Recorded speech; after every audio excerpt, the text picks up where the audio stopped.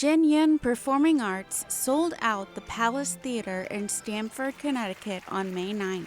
Once the curtain rose, audience members were greeted by myths and legends from ancient China through the medium of classical Chinese dance and live orchestra. Unbelievable. It was really wonderful. The musicians were fantastic and the dancers were absolutely gorgeous. Extremely well trained. Everything was synchronized, choreographed.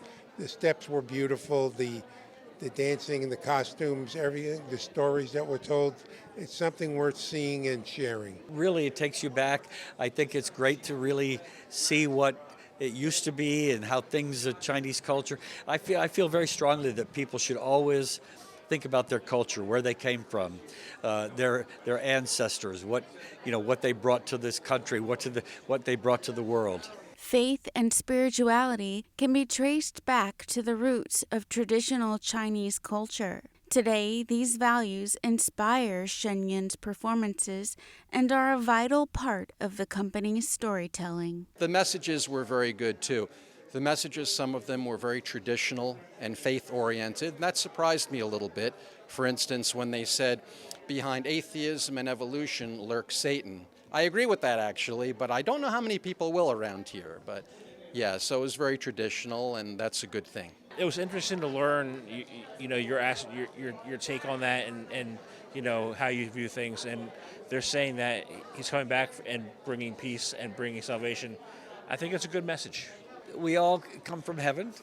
We all are one, and we're here for a period of time, and then we go back to where we came from, and it's kind of like a circle, a cycle. Audience members took note of themes like forbearance, hope, and peace. They want to combat the secularism that reigns in our time, and of course that's well represented by the Chinese Communist Party.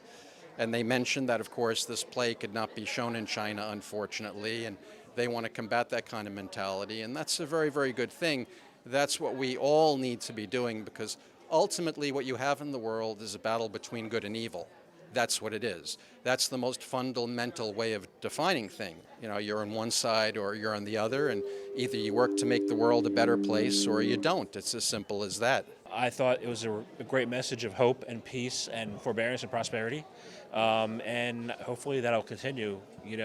Despite communism, going forward in the future, hopefully it'll be as wondrous as it has been in the past. NTD News, New York.